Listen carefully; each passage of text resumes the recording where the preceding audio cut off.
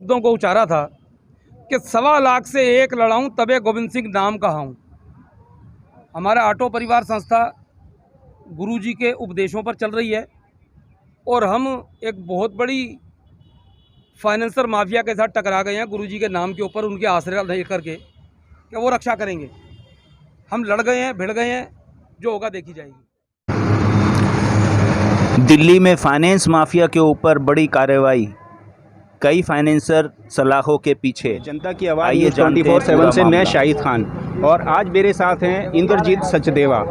क्योंकि आज से 10-12 साल पहले जब आम आदमी पार्टी की सरकार बनी, उससे पहले भी जो बहुत सारी यूनियनें काम किया करती थी ऑटो चालकों के लिए। उसमें जो सबसे ज़्यादा मशहूर थे वो जैसे न्याय भूमि और कोई सोनी साहब और कोई कल्लू भाई, ये सब प्रधान बन के, और बहुत सारे लोग इस तरह के जो ड्राइवरों की हेल्प करने के लिए कोई भी एक संस्था बना के या एक यूनियन बना के फिर इंश्योरेंस का काम किया करते थे। ये एक हकीकत है, शायद इसको आपको बहुत स्टडी करने के बाद में पता चलेगा कि जो इंद्रजीत जी कुछ इसमें सच्चाई लगी अभी तक की बात में, सिर्फ हाँ या ना बता के, क्योंकि अभी मेरा फिर आगे बात और भी बाकी। जी सर, सच्चाई लगी ऐसी कुछ?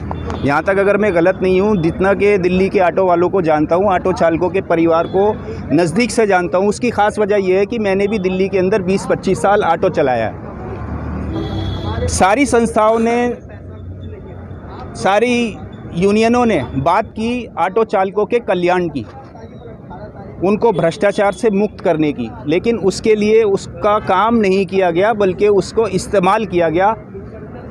एडवर्टाइज़ करवा के एक पूरी सरकार बन गई। ये दिल्ली की पूरी जनता जो है इस बात की गवाह है कि दिल्ली की आम आदमी पार्टी की केजरीवाल सरकार बनाने में सबसे बड़ी भूमिका जो है वो ऑटो चालकों की थी, या सबसे बड़ी नहीं तो एक अहम भूमिका जो है ऑटो चालकों की थी। क्या इस बात से आप लोग सहमत हैं कि नहीं है? सर, बिल्कुल आप ये तो उसमें जो हमारी भूमिका सबसे बड़ी थी, एक एक आदमी हमने पीठ पे पोस्टर लगाए, अपनी गाड़ियों के पीछे पोस्टर लगाए, और उस समय में 66-192 के चालान हुआ करते थे हमारे। हम लोग चालान भी करवाते थे, पुलिस वाले से पिटाई भी खाते थे और प्रचार भी करते थे। आप मेरे साथी थे।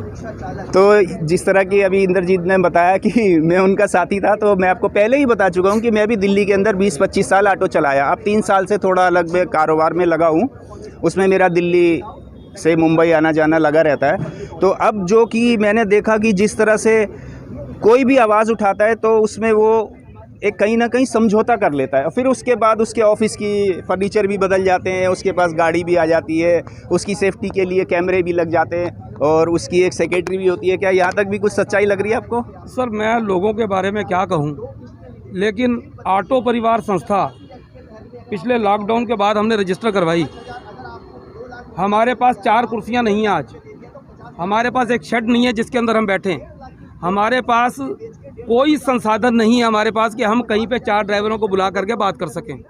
हम निस्वार्थ काम करते हैं। करने वाले लोगों के पास रहा होगा क्या संसाधन थे, कैसे हुआ, मैं उस पर टिप्पणी नहीं करना चाहता। मैं ये कहना चाहता हूं कि ईमानदारी के रास्ते पर भी चला जा सकता है और हम उसी रास्ते पर चलने की कोशिश कर रहे हैं। तो देखिए, इंद्रजीत जी ने बताया कि अभी ईमानदारी और मेहनत से किसी भी मकसद को लेकर आगे बढ़ने के लिए उसमें क्या क्या झेलना पड़ता है वो सब आपने देखा। उसमें पहला स्टेप ये होता है, क्योंकि आप फाइनेंसरों के खिलाफ जा रहे हैं, फाइनेंसरों के अगेंस्ट है, तो उसमें सबसे पहला यही होता है कि शराब का इल्ज़ाम लगा दिया, शराब की पेटियां उसकी गाड़ी में रख दी, उसके साथ मारपीट की, उसके घर वालों को धमकाया और कुछ ऐसे डरा के, तो फाइनेंसर का नाम आता है। और फाइनेंसर के खिलाफ अगर आप जाएंगे तो उसमें सबसे पहला यही होता है कि आपको परेशान किया जाएगा, कानूनी तौर पे भी, आर्थिक तौर पे भी, और हो किसी भी तरह से, यहाँ तक कि आजकल तो जान लेने की भी बातें हो जाती हैं। तो मैं सबसे पहले एक ऑटो परिवार को ये शुभकामनाएं देना चाहता हूँ कि आपके बीच में जो आपका नेता बन के उभरा है, कि वो सिर्फ आपके बीच का नेता नहीं है, वो आपके बीच का ही एक ड्राइवर है, और उसकी हक की लड़ाई जिसलिए लड़ रहा है क्योंकि जब हम ऑटो चालक उसमें बहुत नज़दीकी से आम आदमी पार्टी सरकार में गए तो ये भी सब इल्ज़ाम लगते रहे कि सब राजनीति का चक्कर है, सब राजनीति का चक्कर है, सब राजनीति का चक्कर है। लेकिन भाई, मैं एक बार अपने दिल से, दिल की गहराइयों से ये कहना चाहता हूँ कि किसी भी संगठन को चलाने के लिए बहुत ज़्यादा ज़रूरी है उसका आर्थिक मजबूत होना। आप सब संगठन वालों को मिलके एक ऐसी कोशिश करनी पड़ेगी कि जिससे कि आप सब लोग आर्थिक रूप से भी मजबूत हो जाओ, क्योंकि सबसे बड़ा कहीं पे अगर रोड़ा आता है, कहीं पे रुकावट आती है संगठन बना के और उसको चलाने के लिए, तो उसमें सबसे पहली वजह जो है ना, वो पैसे की ही होती है।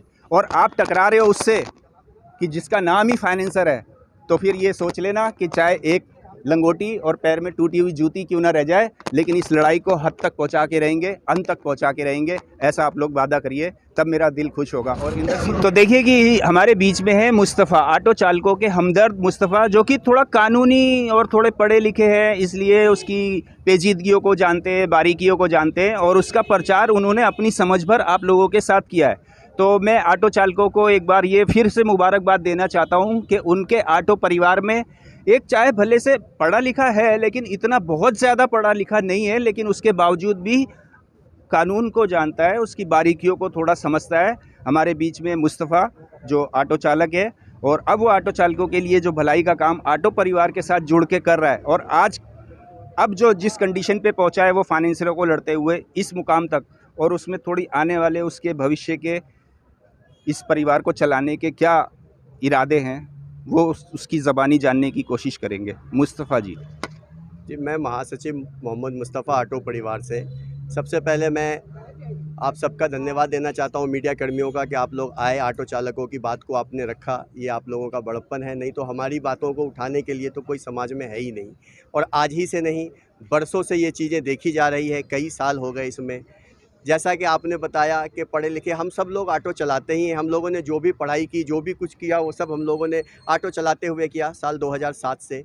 तो अब धीरे धीरे देखते देखते ये लगा कि अब अंत हो गया, बहुत ज़्यादा अता हो गई हमारी समस्याओं की, कि हम लोग अपना पैसा देते हैं, उसके बावजूद भी फाइनेंस माफिया हमें सही चीज़ें, सही स्टेटमेंट, सही रिकॉर्ड हमारी गाड़ियों से संबंधित नहीं देते, समय के अनुसार हमें अपना स्टेटमेंट नहीं देते, समय के अनुसार हमारी गाड़ी टीओ करा के नहीं देते, वो हमें गाड़ी बेचते समय सेल एग्रीमेंट नहीं कराते। ये सारी बारीकियां हैं जिनका मिसयूज़ करके ये लोग कोर्ट चले जाते हैं, और कोर्ट से जाके गलत आदेश लेके हमारे चालकों की हज़ारों गाड़ियाँ छीन लेते हैं।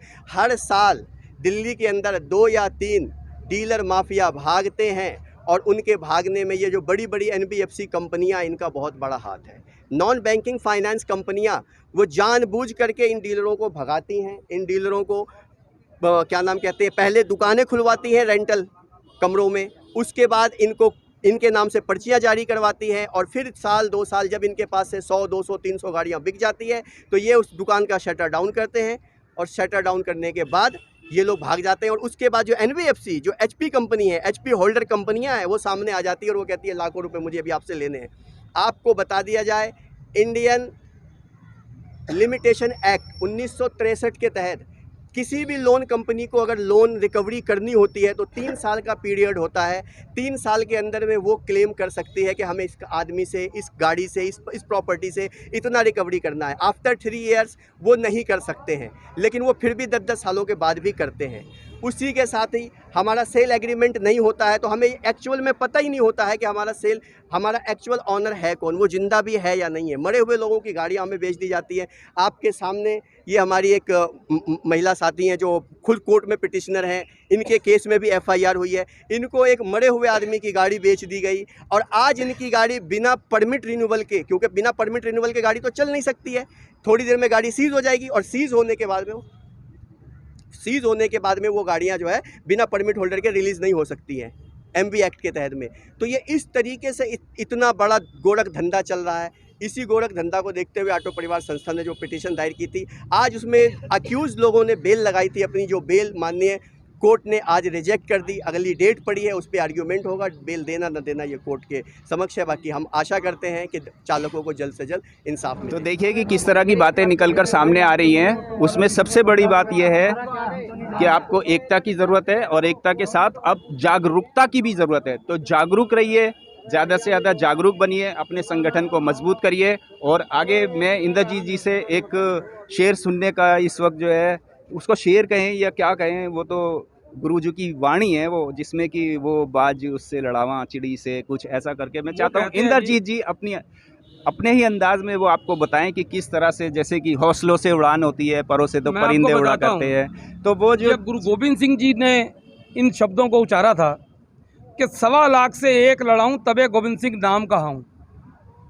हमारा ऑटो परिवार संस्था गुरुजी के उपदेशों पर चल रही है, और हम एक बहुत बड़ी फाइनेंसर माफिया के साथ टकरा गए हैं गुरुजी के नाम के ऊपर, उनके आश्रय ले करके कि वो रक्षा करेंगे।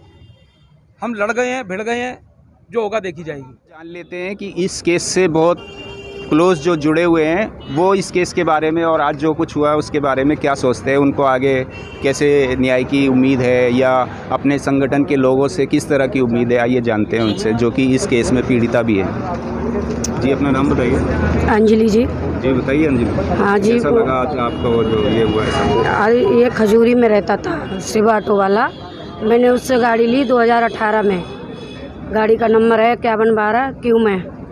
तो उसको मैं किस्त भरती रही, 11,044 की किस्त बनाई थी। बल्कि मेरा पति मतलब रहता भी नहीं है मेरे साथ, वो बाहर रहता है।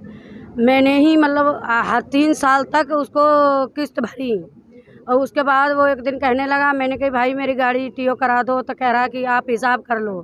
तो मैं जब हिसाब करने गई तो कह रहा कि 1 लाख रुपया अभी आप पे लिख रहा, आप दो। तो मैं अपने गहने बेच करके और उसको 1 लाख रुपया 12 नवंबर को दी। 12 नवंबर को देने के बाद वो चला गया, मतलब भाग गया दुकान बंद करके। जब मैं एचपी लेने गई तो वो बंद करके दुकान भाग गया। फिर मेरे को लालू बोला कि आप मोरी गेट वाले पास जाइए, सरदार के पास, वहाँ आए आपकी फाइल। मैं वहाँ गई दिवाली से 2 दिन पहले, तो इसी जो बलजीत हरपाल जो है सरदार, उससे मिली। तो वो कह रहा मेरे को 3,33,000 रुपये दो, जब हम आपकी एनओसी दूंगा। मैंने कहा सर मैं तो भर चुकी हूँ पैसे, अब कहाँ से मैं दूंगी? तो कहीं नहीं मैं तो गाड़ी उठा ही लूँगा, आप कुछ भी करो। ये कह कर के फिर मैं चली आई वहाँ से ज़्यादा परेशान होकर के। बस फिर हमें जो इंद्रजीत और मुस्तफ़ा भाई मिल गए, इनके साथ में हम जुड़ गए। हमें इनसे उम्मीद है और खूब हमारी भैया पैरवी कर रहे हैं। हम तो आ भी नहीं सकते वहाँ, यही बता करके हमको बुलाते हैं, बस यही है। बाकी हमें तो देखिए आपने सुना कि इसमें इन पीड़िता के साथ जो कुछ हुआ है उसमें इनको उम्मीद यूनियन के बाकी पदाधिकारियों से है। मैं चाहूँगा कि वो सब इनकी उम्मीद पे खरा उतरें। इस वीडियो को